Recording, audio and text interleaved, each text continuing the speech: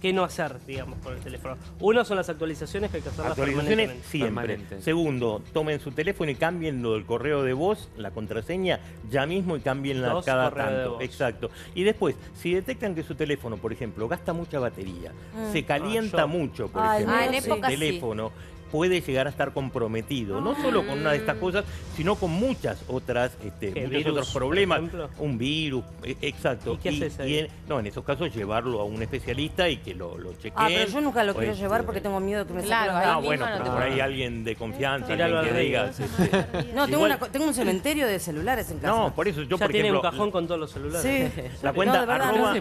no los mando a arreglar. Yo tampoco. Mi cuenta es @negrotalabán, negrotalabán con B corta. Ahí pueden consultar cualquier duda que tengan. ¿Pero se puede limpiar del hacker el teléfono Sí, si sí, te se consume puede. mucha batería? Se puede llegar a Y el limpiar, proceso, obviamente. perdón, ese proceso que decís que tenemos que cambiar el número de contestador. Para la señora que es básica, ¿cómo se hace? No, llaman al servicio de atención al cliente de las compañías. Y te van indicando, ¿no? Y ahí te van Y guiando. directamente, si no, cuando uno llama al contestador, una de las opciones es cambiar la Susana, ojo con El Susana. teléfono puede entrar y Una cambiarla. pregunta. Susana que se le Susana es un filtra todo, peligro. sí. ¿Se puede bloquear cuando A aparece Laurita. número oculto?